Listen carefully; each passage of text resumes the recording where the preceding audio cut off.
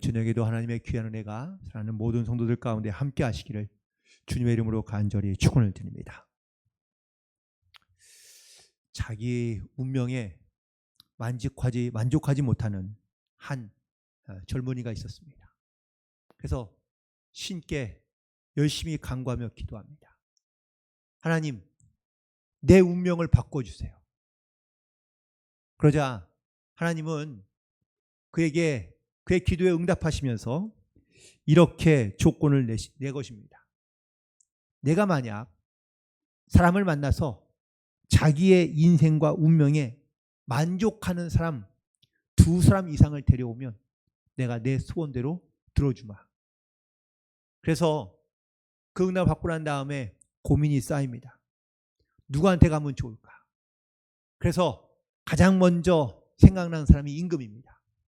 세상을 다스리는 임금, 자기의 마음대로 뭐든지 할 수 있을 것 같은 그 임금, 가장 행복해 보이는, 그래서 그 임금을 찾아 궁전에 가서 왕에게 물었습니다.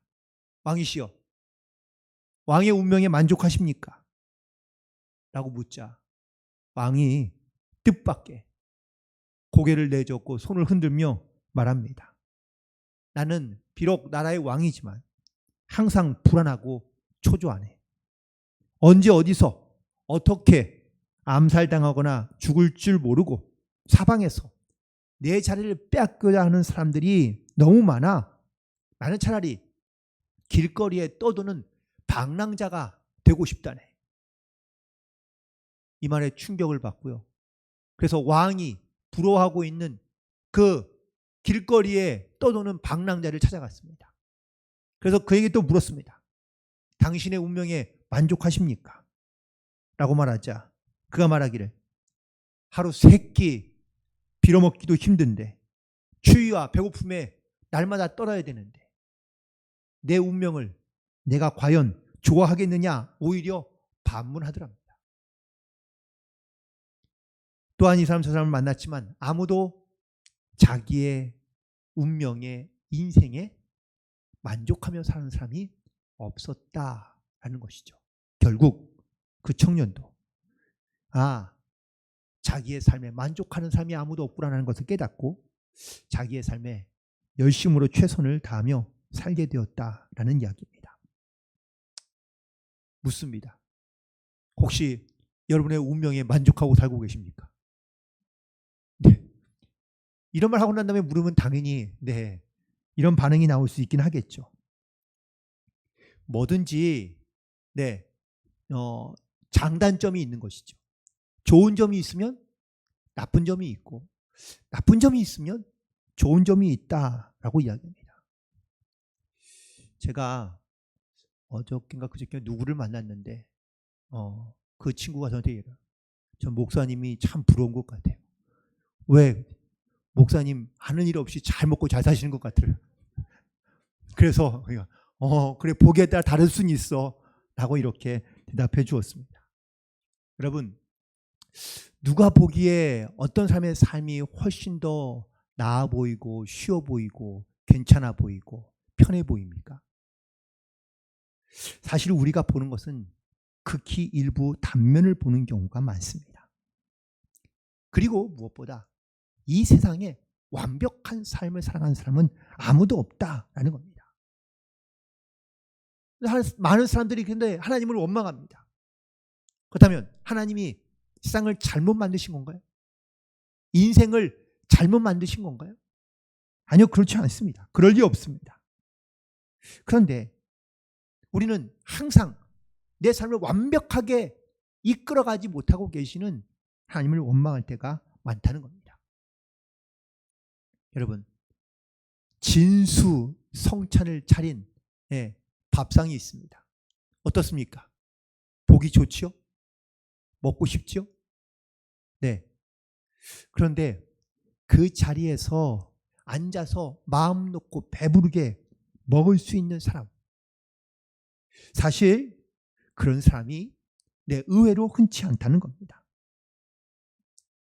이스라엘 백성들은, 저는 오늘 말씀을 묵상하면서 하나님께서 이스라엘 백성들에게 출애굽해 나오고 그리고 가나안 땅으로 들어가는 약속을 해주시고, 그리고 이제 가나안 땅으로 들어가기만 하면 되는 것 같은데, 저는 이 말을, 저는 진수성찬이 이미 차려져 있는데, 그런데 이 이스라엘 백성들이요, 가나안 땅에 들어가지 못하고 결국 광야에서 다 죽고 맙니다. 왜일까? 우리가 알고 있는 결론이긴 하지만, 이스라엘 백성들이 이 가나안 땅을 정탐꾼을 보내서 정탐하고 왔더니, 놀랍게도 그 땅은 성들도 크고 높고, 또 거기에 아주 거인 같은 그러한 사람들도 살고 있고, 그 사람들은 무기도 좋고, 또한 전쟁에 대한 훈련도 잘 되어 있어서 그들과 싸웠다가는 반드시 실패할 것이라고 생각했기 때문입니다. 그래서 이스라엘 백성들은 하나님께서 약속하신 가나안 땅에 들어가지 못하고, 그리고 결국은 다 하나님을 원망하며 모세를 원망하다가 그 애굽에서 나온 1세대들은 다 광야에서 죽고 맙니다. 하나님의 약속의 말씀을 믿고 순종하며 나아가면은 될 텐데, 우리의 인간의 어떤 이런 자기의 판단과 자기의 생각, 거기에 머물러 있어서 하나님의 말씀에 믿음으로 순종하지 못하는 경우가 우리에게도 있다라는 것을 다시 한번 깨닫게 되는 것이죠. 우리는 내 환경에서, 혹은 또 때로는 내 운명에 대해서 우리는 만족하지 못하며, 그리고 한탄하며 탄식하는 경우가 많이 있습니다. 다윗도 시편에서 끊임없이 자기의 상황에 대해서, 자기의 또한 문제에 대해서, 자기의 어려움에 대해서 하나님 앞에 토로하는 장면이 많이 등장합니다. 실제로 그가 얼마나 처절하게 자기의 그 고통과 아픔과 괴로움을 하나님 앞에 고백했는지 알 수 없습니다. 그러나 이 다윗이 위대한 것은, 그가 모든 그런 상황 속에서도 하나님을 믿기로 작정하고 하나님을 찬양하기로 결단하고, 그리고 끝까지 하나님 앞에 신뢰함으로 나아갔다라는 이 사실이 다윗에게는 바로 그런 놀라운 믿음을 갖고 있었다라는 사실이고, 또한 하나님은 그의 믿음대로 역사하셨다라는 사실을 우리가 경험하게 됩니다. 특별히 우리가 어떠한 믿음을 가지고 우리가 주님 앞에 나아가느냐라는 것이 상당히 중요한데, 오늘 본문에서 이스라엘 백성들이, 특별히 출애굽했던 이스라엘 백성들이 하나님께 어떠한 믿음을 가지고 갔을까? 오늘 저는 말씀의 제목을 과정은 무시하고 결과만 중요한가?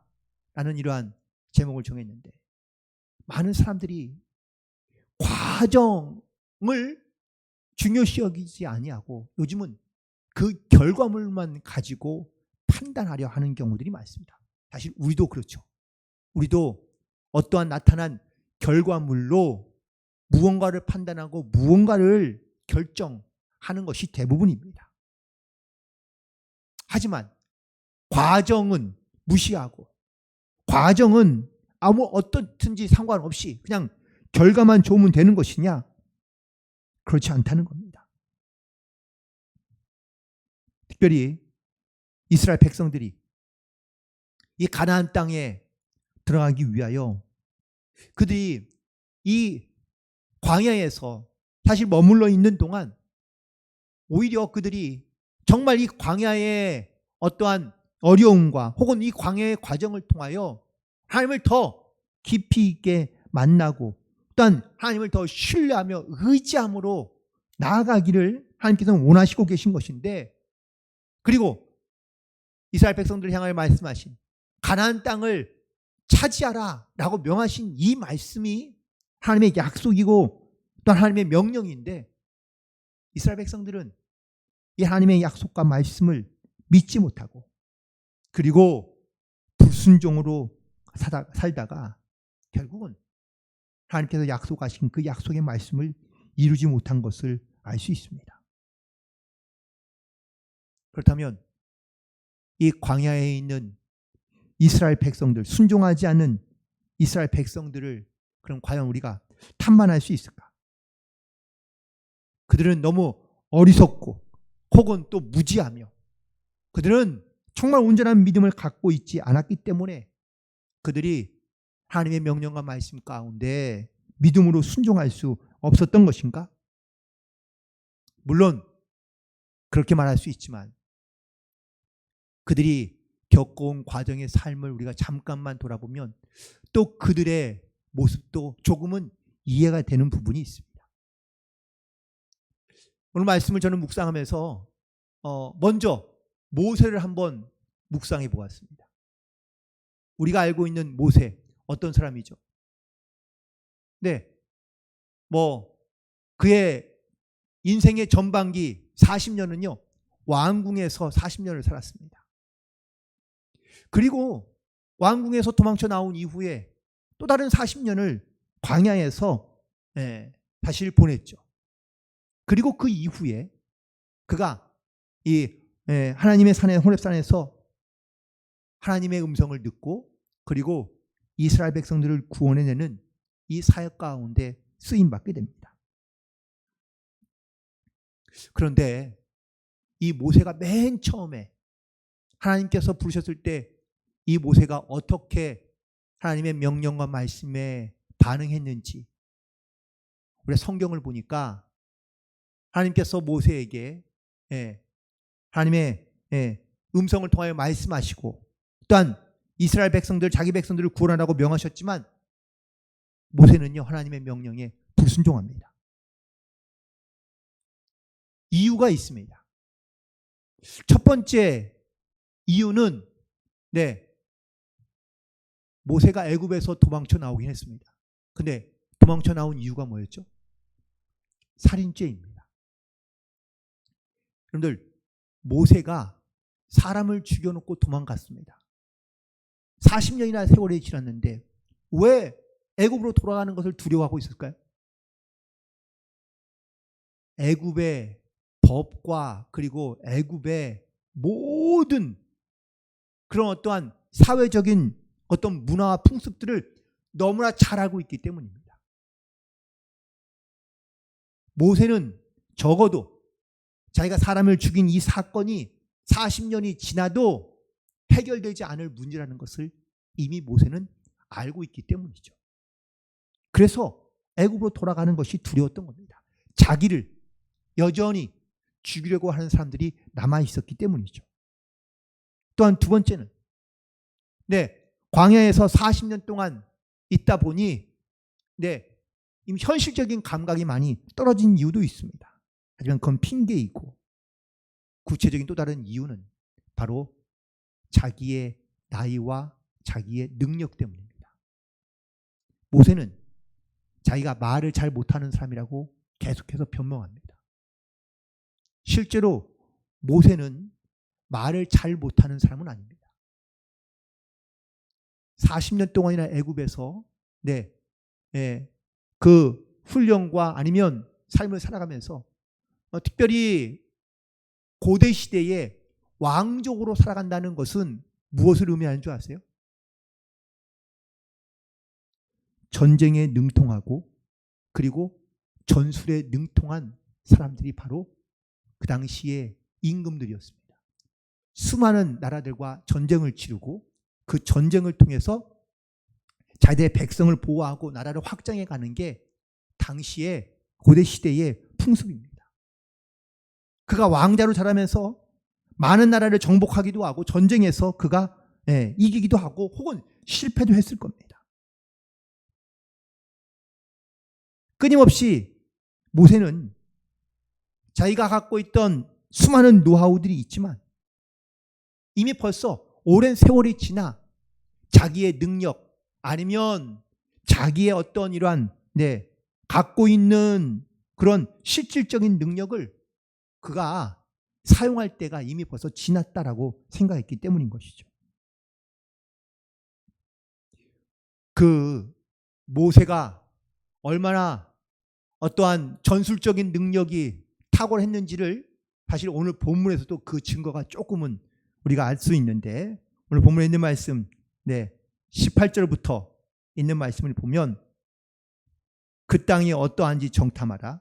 곧 그 땅 거민이 강한지 약한지, 많은지 적은지, 땅이 좋은지 나쁜지, 사는 성읍이 진영인지 산성인지, 토지가 비옥한지 메마른지, 나무가 있는지 없는지를 탐지하라. 왜 이렇게 구체적으로 그 땅에 대하여 조사해라고 말하고 있는 걸까요? 전쟁을 하려면 적어도 전략을 세우려, 전략이 중요한데, 전략을 세우기 위해서는 그 땅의 모든 지형이 다 눈에 보듯이 보고 있어야, 그래야 전략 혹은 전술을 사용할 수 있기 때문입니다. 그래서 아주 구체적으로 그 땅을 잘 보고 오라고 명하고 있는 것을 보게 됩니다. 이처럼 모세는요, 이미 자기가 갖고 있는 수많은 어떠한 지금까지 자기가 배워오고 또한 경험하고 또한 자기가 쌓아온 수많은 경험과 능력을 가지고 사실 이스라엘 백성들을 구출할 수 있다라고 생각하지는 않았습니다.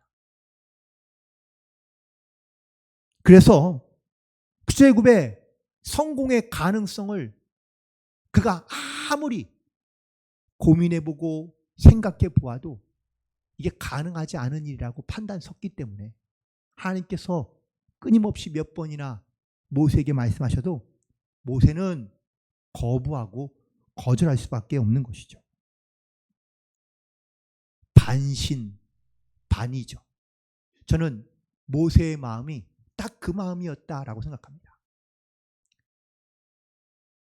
불타는 떨기나무, 하지만 불 붙지 않는 그 떨기나무를 보면서 분명 이건 하나님의 신의 음성이라는 것을 알았지만, 하지만 여전히 자기 안에는 자기가 알고 있고 경험하고 또한 지식적으로 판단이 가능한 그의 판단으로는 거기에 있는 이스라엘 백성들을 출애굽시키는 것은, 그들을 구출해내는 것은 이거는 불가능한 일이라고 그가 여겼기 때문입니다. 그래서 모세가 끊임없이 하나님께 증거를 구하죠. 하나님께서 그에게 그래서 증거를 보여주십니다. 드디어 모세가 설득을 당해 이제 애굽으로 가야 되는데, 이 모세가요, 성경을 보니까 애굽으로 가지 아니하고 자기 집으로 돌아가는 겁니다. 그래서 하나님께서 너무 화가 나서 그 돌아가는 길거리에 있는 모세를 죽이고자 하십니다. 그런데 아내인 십보라의 기지로 이 모세가 살아나게 되는데, 어쩔 수 없이 모세는 자기가 반신반의하면서도 그는 하나님의 말씀에 억지로 코 꿰어서 끌려가는 것처럼 애굽으로 들어가게 됩니다. 그리고 모세는 자기가 직접 나서서 하나님의 말씀을 선포하는 것이 아니라 아론을 시켜서 하나님의 말씀을 대언하게 합니다. 아마 모세가 이런 반신반의하는 모습을 갖고 처음에 그 사명을 감당한 것을 아마 이스라엘 백성들은 많이 보았겠죠. 이스라엘 백성들이 이제 하나님의 10가지의 재앙을 보고 그리고 드디어 출애굽하여 나오게 됩니다.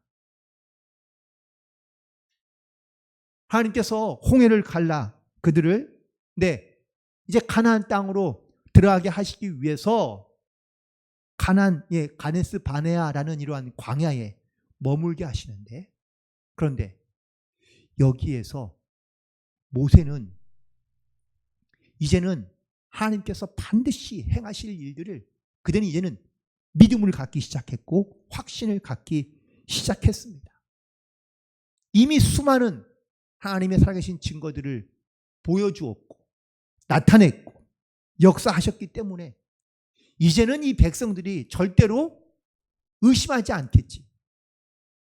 혹은 하나님의 말씀에 그들이 믿음으로 나아가겠지. 라고 생각했겠죠. 그래서 오늘 모세는 가나안 땅에 정탐꾼을 보냅니다. 그 정탐꾼을 보낸 이유가 뭘까요? 오늘 우리가 본문에 읽은 말씀대로 그 땅에 있는 모든 것을 아주 세세하게 자세하게 잘 정탐하고 오라고 이야기합니다. 전쟁을 해야 되니 구체적인 전략과 또한 전술이 필요했겠죠. 물론 하나님께서 약속하신 것이니까 모세는 이 전쟁에서 질 것이라고는 꿈에도 생각하지 않았을 겁니다. 그리고 모세가 한 가지 더 명하는 명이 있는데, 잘 탐지하고 그리고 정탐하고 난 다음에 한 가지 더 그 정탐꾼들에게 명하는 명령이 있습니다. 근데 그거는 그 땅을 탐지하는 것과는 전혀 다른 명령인데, 그건 뭐죠? 그 땅의 실과를 가져오라는 겁니다. 근데 그때가 포도가 익을 즈음이었다라고 이렇게 기록되어져 있습니다. 모세가 그렇다면 왜 이 정탐꾼들에게 이 포도를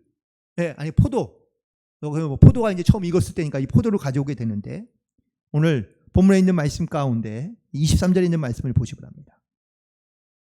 또 에스겔 골짜기에 이르러 거기서 포도송이가 달린 가지를 베어 둘이 막대기에 꿰어 매고 또 석류와 무화과를 땄다라고 이렇게 기록되어져 있습니다.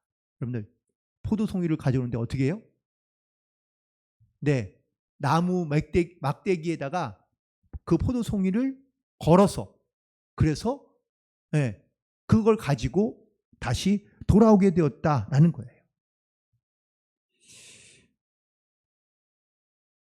두 사람이 어깨에 맬 만큼의 큰 포도송이,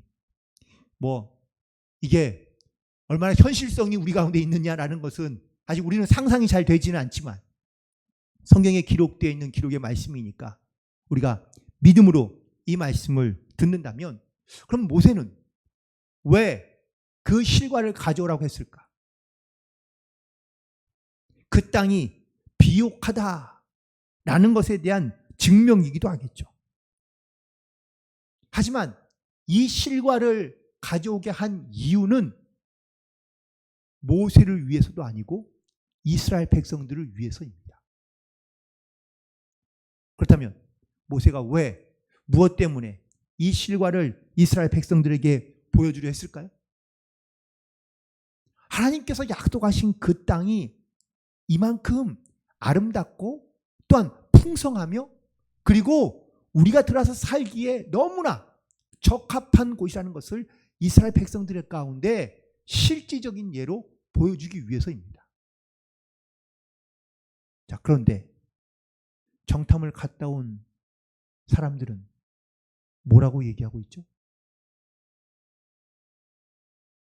그 땅에 들어가는 것을 두려워하고 있습니다. 분명 하나님께서 약속해 주시고 그 땅을 이스라엘 백성 가운데 주시겠다고 말씀해 주셨는데, 그들은 그 땅에 들어가서 가나안 땅을 다 정탐하고 돌아오니까 그들 마음 가운데 믿음이 커진 것이 아니라 의심이 커지고 불신이 커진 거예요. 우리가 가끔, 솔직히 말하면 너무나 자주 우리가 믿음을 가지고 이 땅 가운데 살아간다고 기도도 하고 성경도 읽고 나름대로 영적인 봉사도 많이 하는데, 그런데 정말 우리가 믿음으로 주님 앞에 담대하게 나아가는 것보다 우리는 눈에 쉽게 보이는 것, 또한 또 내 삶에서 잘 해결되지 않는 많은 문제들, 어떤 과정들을 거치면 거칠수록 우리가 담대하게 하나님의 나라를 보며 믿음을 가지고 확신을 가지고 담대하게 나아가기보다 그 과정 하나하나를 거쳐가면서 우리는 점점점 믿음이 약해지거나 아니면 우리의 믿음이 좀 넘어지고 쓰러지는 경우들이 많이 있는 것을 보게 됩니다. 어쩌면 모세가 갖고 있는 믿음과 이스라엘 백성들이 갖고 있던 믿음이 너무 다른 것을 느낄 수 있어요. 모세는 전쟁에 대한 염려를 한 건 아니었습니다. 그냥 이스라엘 백성들 가운데 그 땅을 정탐하고 오고, 또한 그 땅을 정탐한 이유는 전쟁에 대한 어떤 전략과 전술을 짜기 위한 것보다는 이스라엘 백성들이 그 땅을 보고 하나님께서 약속하고 예배해 주신 땅이 이처럼 놀랍고 아름답고 풍성하고 너무 좋은 곳이구나 하는 것을 확신을 갖고 돌아오기를 바랬던 거죠. 그런데 이 과정 속에서 정탐을 갔던 이스라엘 백성들은 확신과 믿음을 가지고 돌아오는 것이 아니라 오히려 의심과 불신을 가지고 돌아오게 됩니다. 우리 힘으로는 그 땅은 못 들어간다. 우리 능력으로는 절대 그들을 이길 수 없다. 제가 다음 주에 이에 대한 이야기를 조금 더 구체적으로 하겠지만 오늘은 여기까지만 하고, 무엇보다 오늘 말씀 가운데 모세의 믿음과 이스라엘 백성들이 갖고 있던 믿음이 달랐던 이유가 뭘까? 우리는 끊임없이 내 인생의 어떤 삶의 과정들을 통하여 하나님께서 어떻게 역사해 가고 계시는지, 어떻게 일하시는지 사실 우리가 두려운 마음을 가지고 바라볼 때가 많이 있습니다. 우리가 결과만 생각하고 우리 그 결과에만 우리가 집중하며 나아가면 그 과정 하나하나에 있었던 하나님의 역사하심을 우리가 잘 보지 못하는 경우가 많을 수밖에 없습니다. 이스라엘 백성들이 과연 이 모세와 같은 믿음을 갖고 있던 사람이 과연 얼마나 있을까? 아마 출애굽해 나온 사람들 가운데, 이스라엘 백성들 가운데는 오로지 2명밖에 우리가 기억나는 사람이 없습니다. 갈렙과 여호수아. 오직 그들만이 모세와 같은 믿음을 가지고 모세와 같은 믿음으로 나아갔던 것을 보게 됩니다. 하지만 끊임없이 의심과 불신과 또한 어떤 이 습관적인 자기의 잘못된 습관으로 말미암아 내가 말씀을 보아도 들어도 혹은 내가 이 말씀 가지고 내가 기도하며 살아간다 할지라도 끊임없이 내 안에 의심과 불신과 염려와 근심이 떠나지 않는다면 우리의 믿음은 결코 건강하며 온전할 수 없다라는 사실이죠. 여러분, 학생이 학교에서 공부를 하는데 책상에만 앉아 있으면 공부 잘하나요? 책을 보고 있습니다. 그런데 책을 열심히는 보는데 그냥 책장만 넘기고 있다면 과연 이 아이가 공부를 정말 잘할 수 있을까? 혹은 그 결과물인 성적이 과연 오를 수 있을까? 과정이 올바르지 않으면 결코 그 결과물도 기대할 수 없다라는 겁니다. 하나님은 이스라엘 백성들에게 이 가나안 광야의 시간과 시기를 주신 것은 과정인 거예요. 가나안 땅에 들어가는 과정인데 그들은 이 과정 속에서 하나님을 향한 온전한 믿음을 그들은 갖지 못합니다. 그들은 결과만 생각했던 거죠.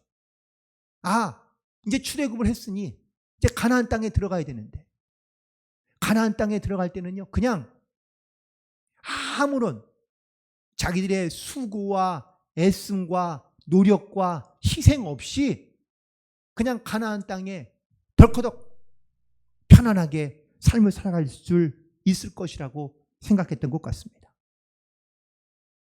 그런데 하나님은 그렇게 되면 이스라엘 백성들이 반드시 영적으로 금방 타락해질 것을 너무나 잘 알고 있었습니다. 가나안 땅에 섬기던 수많은 우상들과 이방 신들, 처음에는 하나님을 잘 믿는 것 같지만 시련이 찾아오고 고난이 있자 이스라엘 백성들은 그 과정들 속에서 하나님을 끊임없이 원망하며 불평하고 불신하고 있는 것을 보게 됩니다. 결국 이 과정들 속에서 출애굽했던 이스라엘 백성들은 다 광야에서 죽고 맙니다.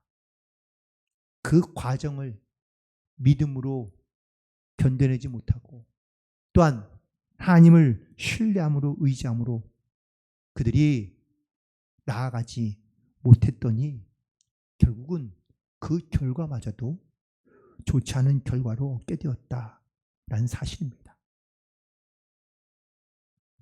올 한 해를 시작하는 중입니다.